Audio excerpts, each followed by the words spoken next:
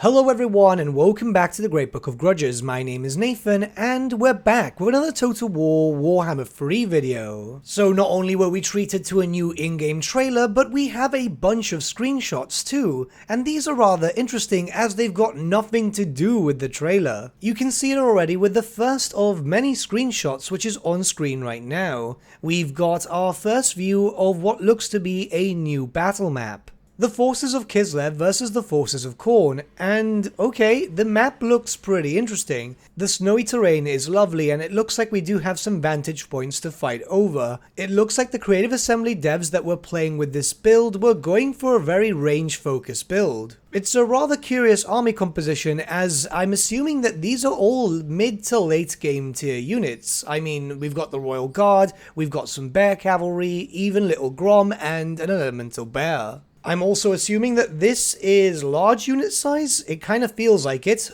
though there are 60 entities there with the horse archers. This second screenshot is a little closer, and we can see, I think, two Bloodthirsters. There's one on the left, that's for sure, and on the right there's another one with the same icon. We're either fighting two different Khornite armies here, or there was some speculation that we might see some basic Bloodthirsters being a monster unit, and then the Exalted Bloodthirsters being like a lord, which I guess makes sense. I'm not too sure what I think about this, though I guess it makes sense to add in a monstrous unit for every race and faction if possible. I wonder how this will affect the other Chaos Gods though, as well, you know, the Keeper of Secrets, the Great Unclean One, and of course the Changer of Ways are primarily known as spellcasters, so I guess we'll have to wait. Next we have a screenshot of some scenery, and I've been told that these are all in battle. Though, come on, this is looking absolutely fantastic. Visuals such as these are always quite pretty. I hope it's not just all in the borders of the unplayable parts of the maps though,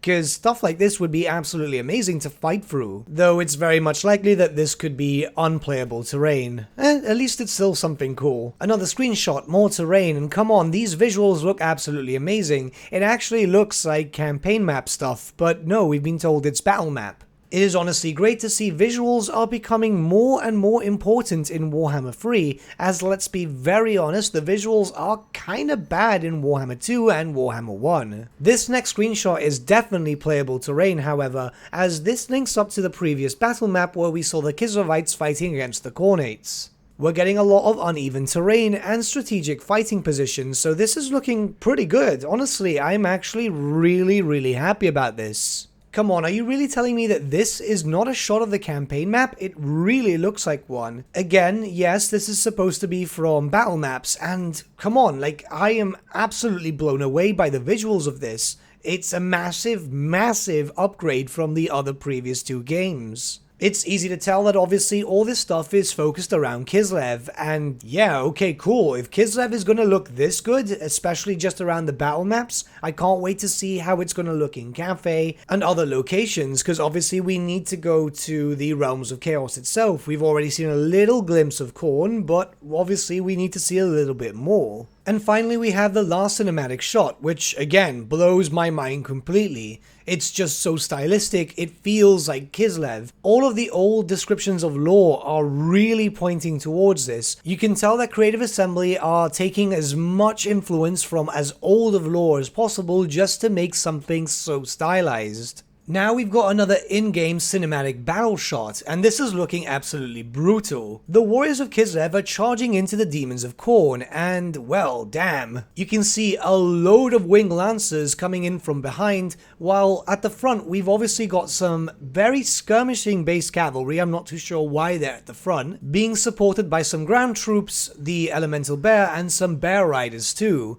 And we get a nice little close look of the bloodletters of Khorne on juggernauts. It's most impressive to see the bloodletters up close, as you can see a lot of detail on the skin and the bones. Another screenshot focusing on the mysterious banner bearer who is actually in the front line.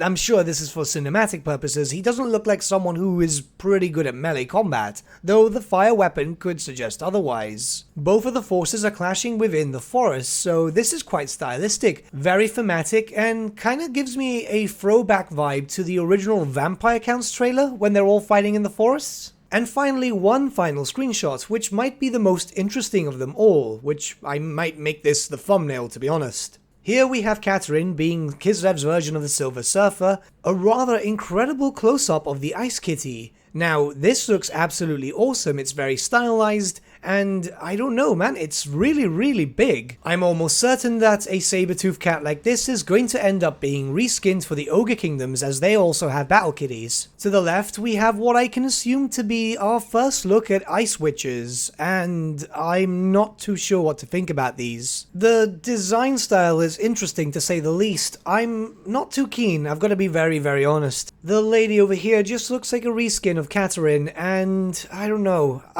It'll probably take some getting used to, as we've never really seen stuff like this being interpreted in this way. Bear in mind that Kislev is obviously receiving a massive visual overhaul, with everything coming new into Warhammer the Old World and of course Warhammer 3. I do have to be completely honest, so far with everything I've seen of Warhammer 3 and all these screenshots that have been presented, the videos and so on, it's perhaps the Ice Witches which don't look the best. Though in all honesty, this might actually be a good thing. If this is so far the only thing that's actually disappointed me, then of course there's a lot of promise to be seen into the future, I'm assuming. Everything else has looked pretty damn good so far, so yeah.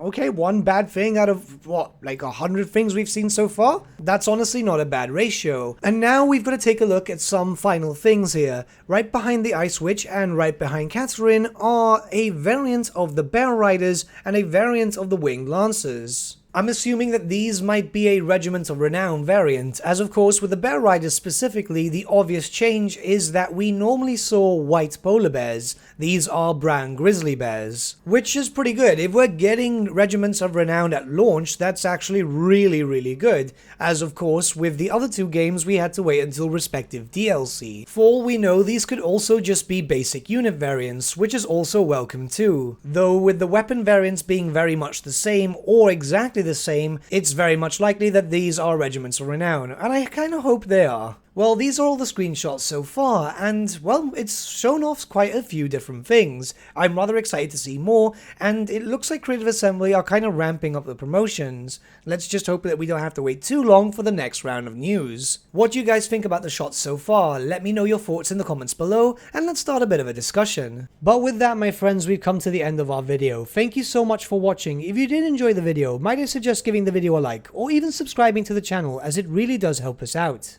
In the description section below are various links to different social media platforms such as Facebook, Instagram and Discord. Also in the description section is an affiliate link with Element Games where you could buy loads of hobby-based products, not just Warhammer, for 10 to 25% off. Making a purchase using that link and also our special code, which is also in the description, supports the channel at no extra cost to you, which we think is rather cool. A big thank you to our patrons. Your support means the world to us. It's amazing that people want to help a small channel like us grow and get to a higher level of content. A big thank you to Gibraltar LUSC, Ryan Bertsche, Andrew Prince and Okro for subscribing to us at our Fane level. You guys are super cool. And a big thank you to Edward Yule, VS Vasan, Aaron Whitman and Shaggy for subscribing to us at our King level. Honestly, we can't thank you all enough. And lastly, a big thank you to all of you for liking, sharing and commenting on these videos. Honestly, it's because of you guys that the channel has been growing at such a great pace lately, so we can't thank you all enough. But with that, my friends, thank you so much for watching once again, and we shall see you all again very soon.